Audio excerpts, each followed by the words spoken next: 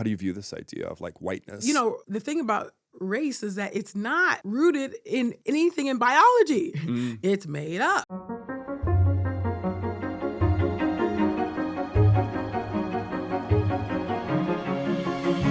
I am here with Ekemini Uwan, who is just like a Renaissance woman of many things. No, accept it. It's true. You're the co-host of Truth's Table, a podcast that's been running for many years, very popular, public theologian, the NAACP Image Award nominated book, author of one of the authors of Truth's Table, holding it up for the camera here, just a gorgeous looking book, Black Women's Musings on Life, Love, and Liberation.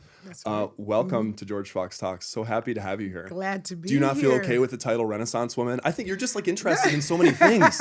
You do so many things. I do a lot of things. I've not been described that way, but I think it fits because of all of the different things. Yeah, I'm just going to run with it.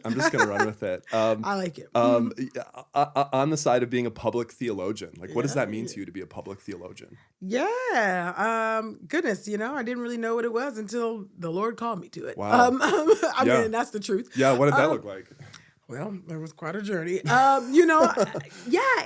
was interesting. When I went to seminary, I thought I would come out, with a job, just a regular job, right? Because I had been in the corporate world, before that, and thought I'd have another job waiting for me, kind of going back into that same profession, and then just serving my church. That's what I thought I was going to do with my degree, but that's not what happened. There was no job waiting for me, right? And so you had to invent it almost, like in a sense. That's literally like it was an entrepreneurial thing. Yes. To find that space and to carve it out by force. By force. Well, and I didn't have any models to look to, so I really was really walking with the Lord and just trusting God for like daily bread and just okay. So I would get requests to come and speak at conferences and contribute to different publications and whatnot. And so that's kind of what started me on my journey. So doing a lot of writing like op-eds and then speaking at conferences about my work. So doing God talk in public, right? So talking about the things of God, the study of God, what we believe about God in the public, and making the connections, for people between what's happening in the world, culturally, politically, and between what the word of God has to say. What does God have to say about these things? Does God care? Yeah. I just had a surge of jealousy run through me when thinking about this idea of the public theologian as somebody not attached to like a single institution, like the way that I am in my work.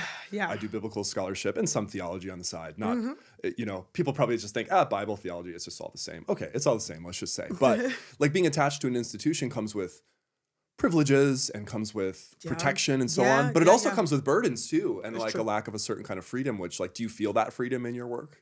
Yeah, absolutely. I do feel the freedom, absolutely. But there, like you said, there's always pros and cons to everything. But I absolutely do feel the freedom, the autonomy, and the agency to do, what it is that God's called me to do, to say what God's called me to say, without having to worry about some of the institutional, backlash if you were within an institution. But it depends, right, on what kind of institution it is. So you never know. You never know. But you did allude to this idea of like how this forces you to lean on God in a very particular kind of way. Yeah, absolutely. Whereas I could lean on the institution maybe and forget God in my worst moments. Yes, absolutely. So it's definitely a faith walk. Totally. Sure. How do you define theology? I think you were saying something of a definition there, but I want to ask explicitly. How do you define it? I define it as just the study of God, right? What does God have to say about my body? What does God have to say about my finances? I know, right? Yeah. Mammon. I thought that was my thing to do. And then other things are God's things. Yeah. What does God have to say even just about even some of the biblical categories, angels, demons? I mean, it's really the study of God, everything that encompasses our world, our material world, but also the immaterial world that we often don't think about here in the West in the ways I think we should, because those forces are absolutely at work. Really? Do you think we've lost touch with the idea of this immaterial force in the United States? I think so. Yeah. I think so. I think this post-Enlightenment, and modernity just kind of filters in what we see, is permanent. Where really the Bible says, well, is unseen, is actually eternal. That's actually more real than our reality. Right. I think we lose, sight of that, I think here. And I don't know if it's because we don't always see these maybe huge miracles, in the ways that we have read, in the Bible, or Yeah. even other Christians experience Yeah. outside of the West, too. So I think there's a need for us to interrogate, our own faith, meaning the way that we practice. Let me say our faith. Even that emphasis on what's eternal or unseen. It strikes me that there's a kind of view of the world that I think I've adopted, not always from the perspective of my faith, but just like because I live in the world and because I'm an American, because I'm who I am, which is very much like, it's this FOMO view, like this view, like this world is what I have. Yeah. Like there's that beautiful line, I think it's from a Mary Oliver poem, which is like, what are you going to do with your one wild and precious life? It's so gorgeous, but it also embodies this view, which is like, this is all there is, and this is all I have. Yeah. And if I don't get what's mine now, or obviously to people, I'm not getting it. And there's a kind of panic that can come over me sometimes with that. But I think even in this focus on what is unseen, you get more of like this view from like Hebrews about like Abraham and Sarah living in tents. This world was not their home. Oh yeah, like that idea. I was just reading it just yesterday.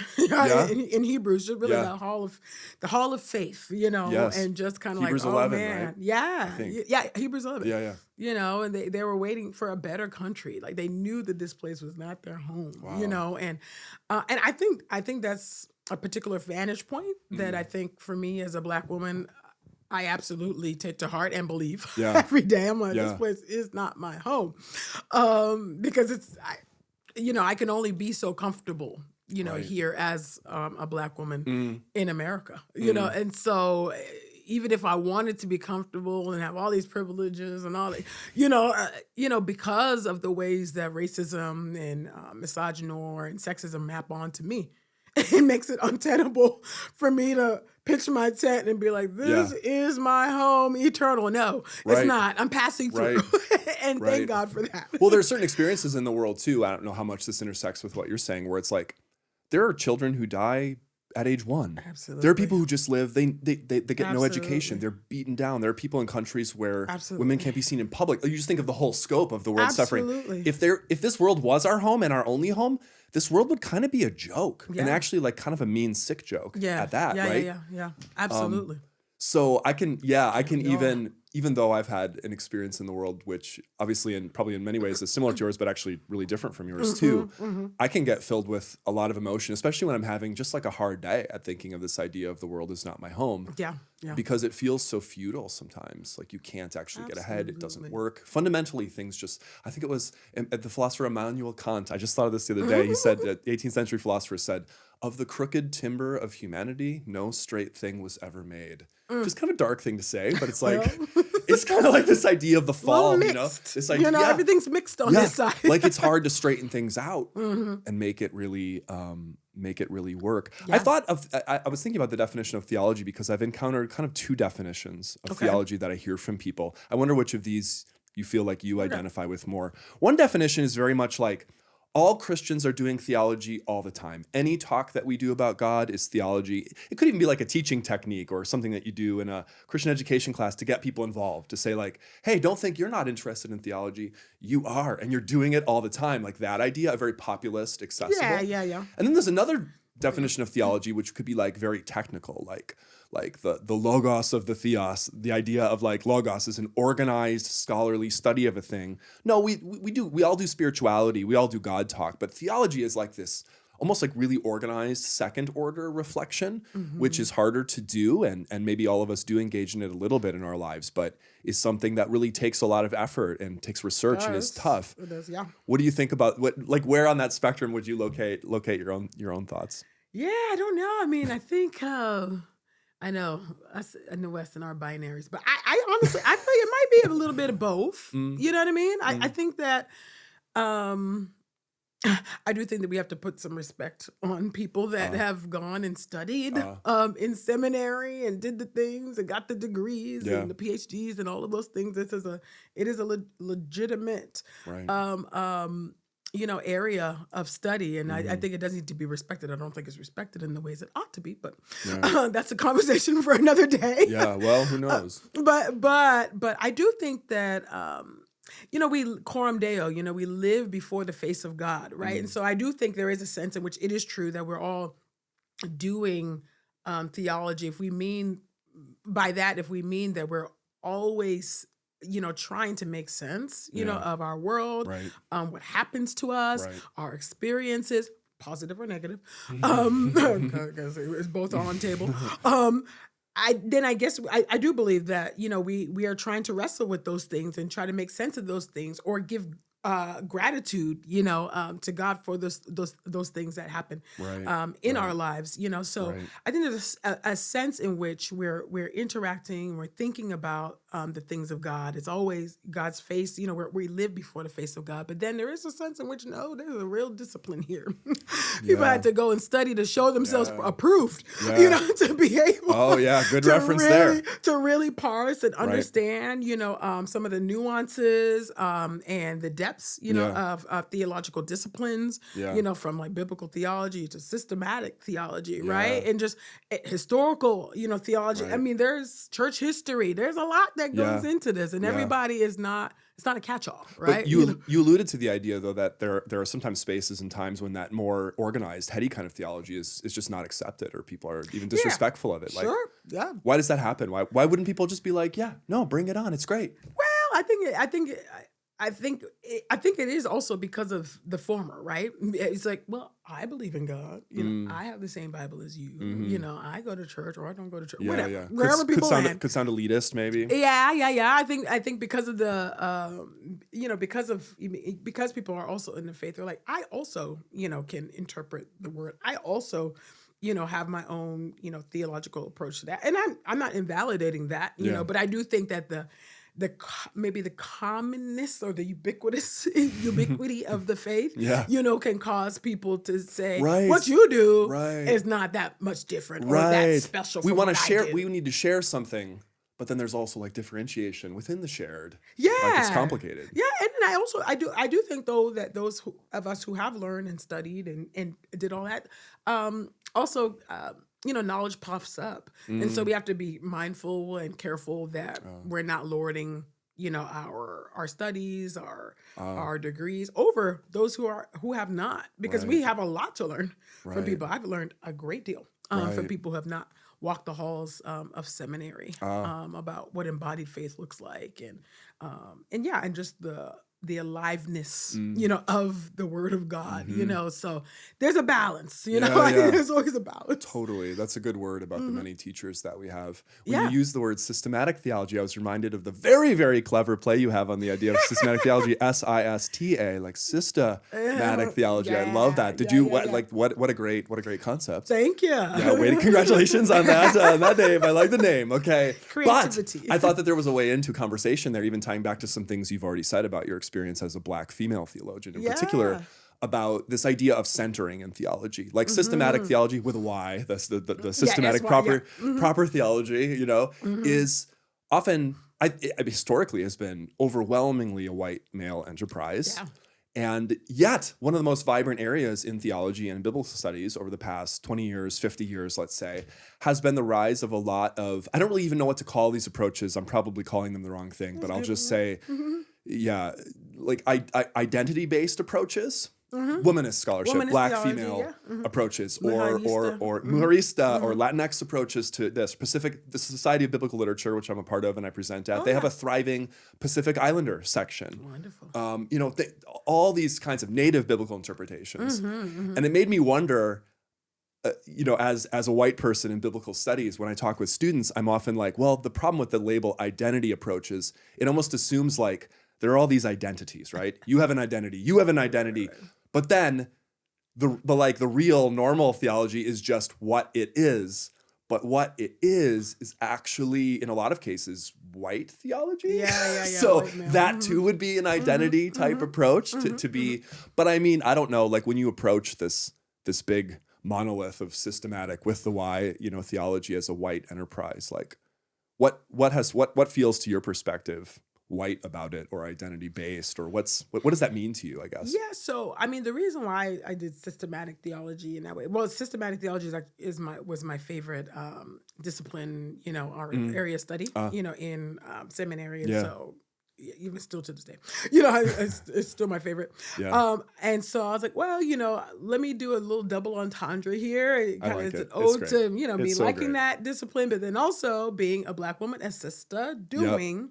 And it's your systematic website too. It's very theology. memorable. Yeah. Okay, so it's just So, good. exactly. Go to systematictheology.com. Yeah, Okay, there you go. Go there. You see Okay. my ratings, my videos, all the things. Yeah. So that's why I did that. Yeah. I think that part of, you know, I think part of what, again, the Lord called me to it. So it's just not something I would have chosen. It just was never on my bingo card. Wow. You know, all of this was, I just, at least from the world I was in, that just, this just wasn't a world I knew about, you know, necessarily. Right. So when I came in, it was predominantly white male world that I knew. So I didn't really have anybody to look to. I just was really interested. You know, I've always been very interested in the things of God, the Word of God. Well, when I came to faith, let me say that. You know, the things of God, and wanting to just understand, you know, and to be faithful. You know, at least I think I put a high value on faithfulness, you know, and being,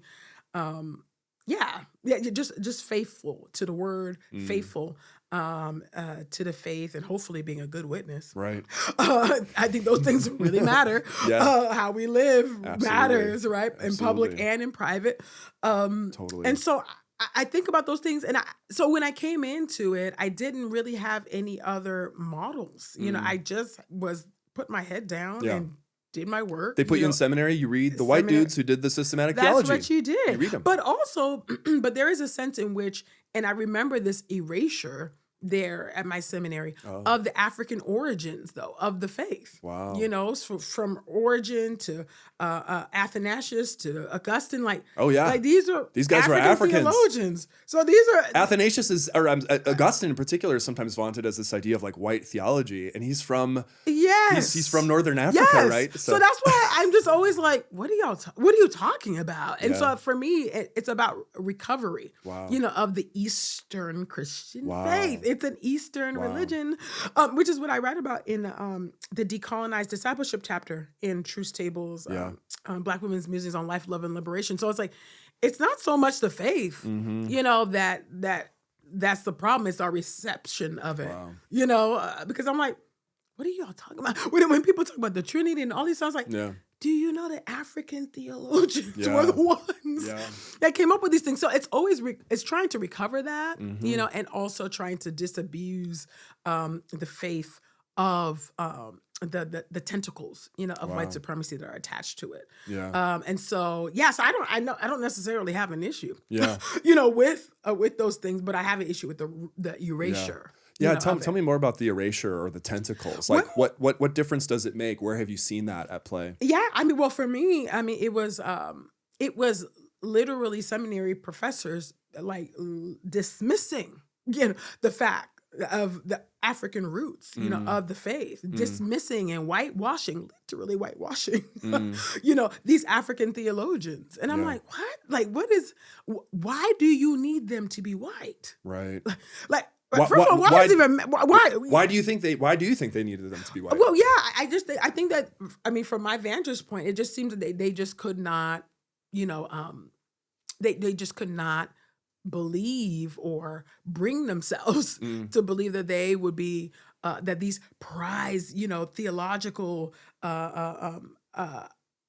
concepts and foundations of our faith could have came forth, you know, from African theologians. Right. But that is that is the truth, and that's what it is, you know. And so and so what? Like, and God be praised, actually, you know, for that. You know, the diversity and the beauty and the tapestry of the faith. You know, it is an Eastern religion, like, you know, and that's the facts of the matter. The ends of the earth that Jesus was talking about, that's us in the West. Hello, like, you know what I mean? Like, we were the undiscovered place. You know, so I just think that there is a real hard, for some reason, I remember professors like really hammering at home, and I was like, and why do you need that? Like, why do you need? Why do they have to look like you? Oh man, it doesn't make it true. It don't matter how many times you say it. Right. I wonder if you could help us think about this concept of like whiteness theologically? I know this is like an explosive issue for some people, or it's just hard to think about because it's like, well, I mean, like as a white person, you get caught right away. You're like, well, if there's black theology, I should be able to have white theology. It's like, what? Like white supremacist theology? Like, what are you talking about? It's like, oh, no, I'm not talking about that. I'm talking about something else. Like what? I can't have an identity. You get an identity, but I don't get an identity. You know, it gets like very kind of, but like, yeah, from a theological perspective or from a spiritual perspective, how do you view this idea of like whiteness? Yeah. Like, what is it? Well, yeah. What do people mean when they say that? What do you mean when you hear that? Like, yeah. Well, yeah. It's a it is a construct, and it's a concept, that was used or is. Unfortunately, I wish it was past tense, but is used to subjugate those who are not, right? And so that it makes white identity normative, right? And constant and superior, right. To those who are non-white, right?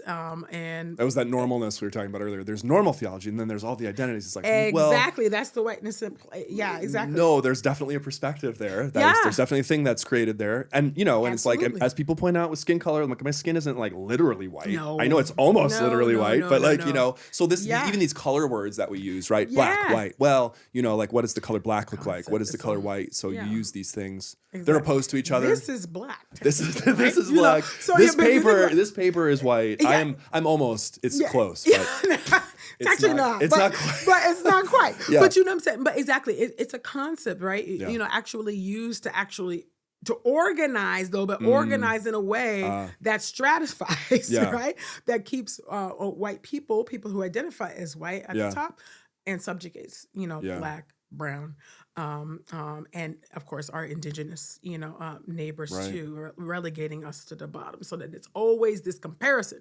toward what is white, and we see it all the time in theology, right? And I mean, you just raised it, like, this is normal, and then these are the identity, ones, as if there's not some even sort to use the word identity implies that there's always this other thing against which the thing is defined, right? Exactly, and so that is the concept, and people can cater to and try to move toward that, or try to live within the construct and the confines of that whiteness. It shows up all the time. I wrote about it in the Decolonized Discipleship chapter about biblical manhood and womanhood, right? How white norms are elevated and set up as the standard for biblical manhood and biblical womanhood, that say a black woman and black man can't necessarily live up to, right?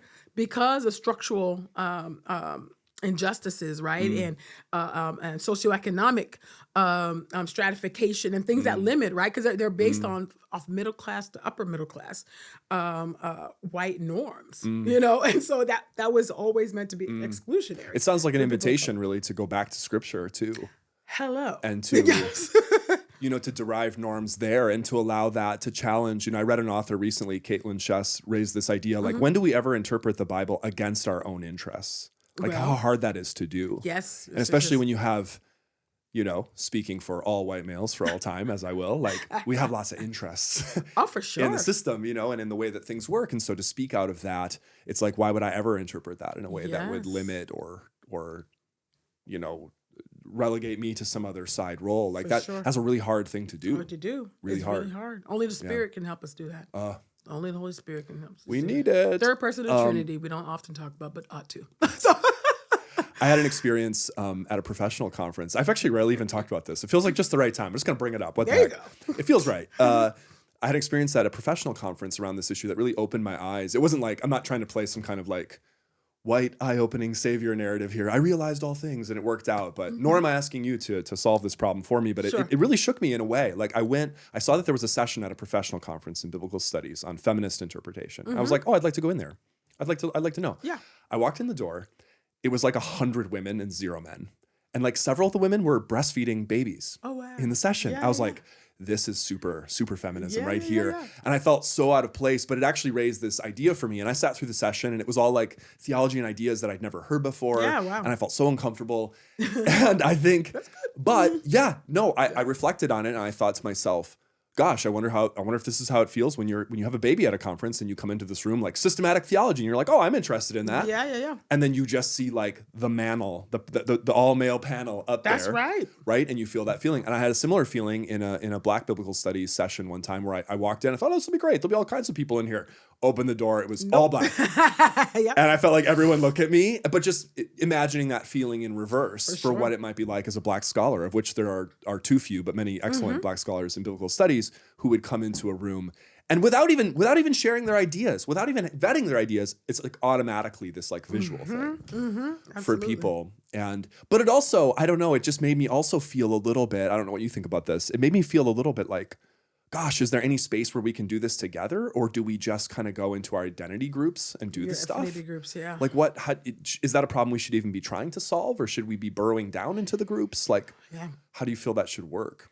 Yeah, I don't know. I mean, I think I think there's a space for a need for affinity groups for sure. You know, I think that's important, where you can learn from one another, be refueled too, right? Because people, you know, are in all types of different institutions, right? And sometimes they're one of two, or the first, of, right? And that's the first and only. Right. Whew, where you would need the support of a community around something like that. Absolutely. Especially if people don't give it to you automatically or it's just hard to get. Absolutely. But I do think that there, because of the internet, social media, and just the democratization of knowledge, we can always be reading these people. Now, that's the thing. I think the question is, who do you reach for? Yeah. Though, you know, whose book do you choose to read? Whose perspectives do I choose to learn? Right.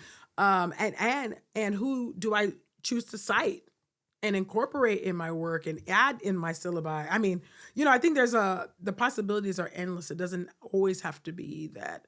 And I think there's space for that. I think it would be great if we could all cross-pollinate. But I do think it's important for people that are part of the dominant culture to do the work to reach beyond maybe the typical sources that they usually would go toward. Right. Because we always, we by default, you know, because of the way the world is structured, we absolutely have to read the white male scholars. There's you're not going to get out of seminary without that. Right. You all can absolutely get out of seminary without ever reading, you know, from a Black biblical scholar. Right. But nobody should get out of seminary. You should without not. That. But yeah, exactly. But I felt that even as a teacher in a classroom. I'm teaching right now for the first time in 4 years, a seminary class. And I felt like that as I'm putting together the syllabus and the readings, there's this tendency you just kind of go back to your 3 or 4 favorites.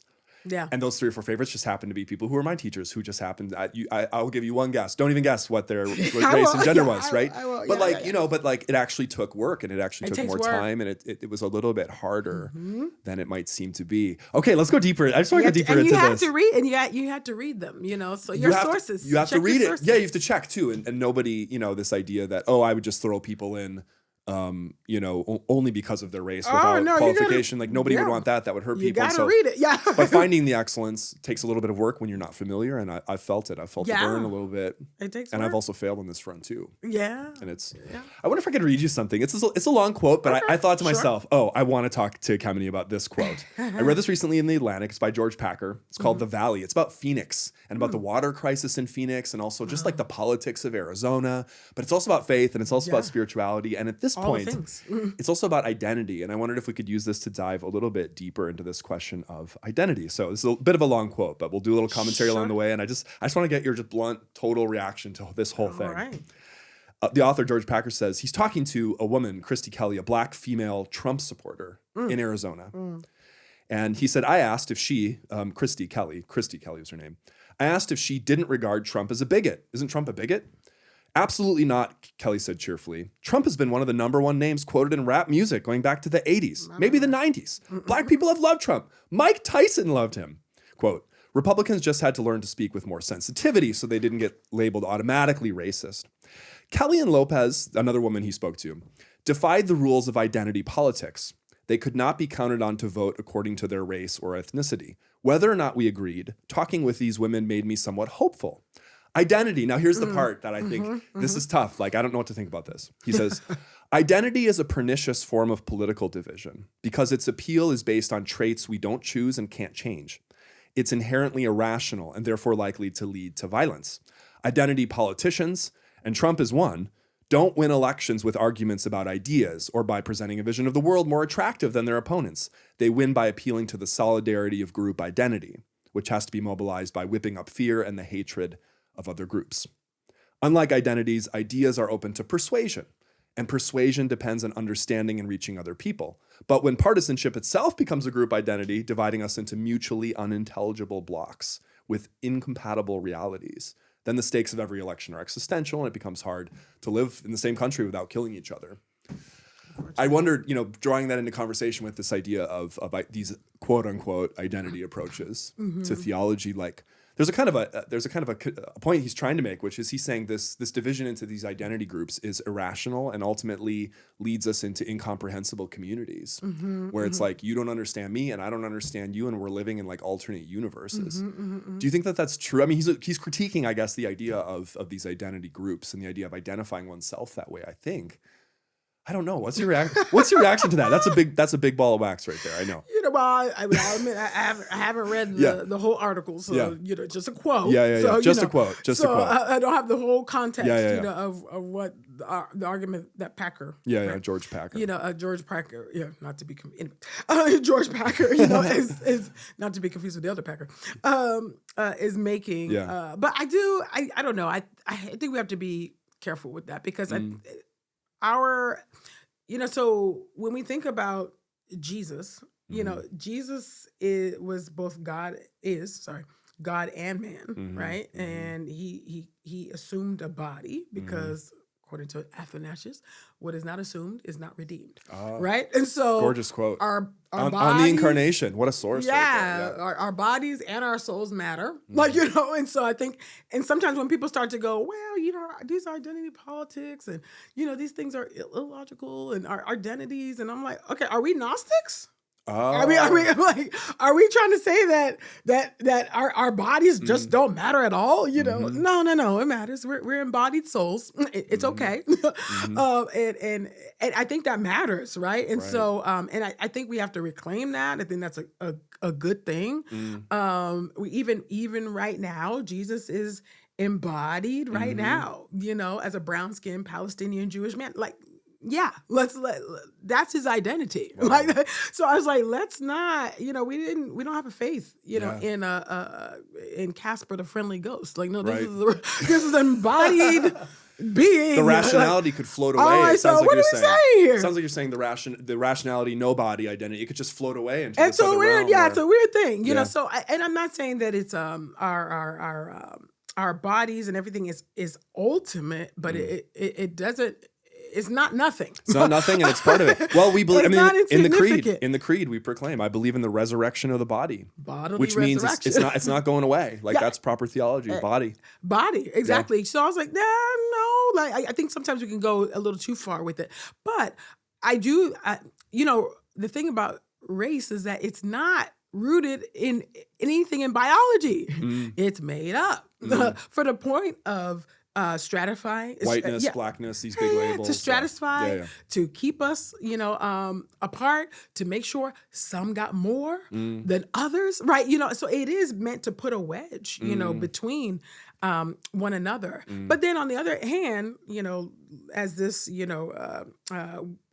black woman, I guess Trump supporter, in this quote, I mean, okay, every person of color is not a race scholar. It's not, it's not. This is not their, their specialty, and their area of expertise. And sometimes can be unbeknownst to them, are not always aware of even the ways in which race maps onto their lives, right? And some people can actually really believe in the bootstrap theology, of if I just work harder, if I just put in more hours, I will get to whatever their, just say a financial goal is, but not necessarily knowing like, well, but you're actually making less than your white counterpart. You're actually making less than your Asian counterpart. Let's interrogate that.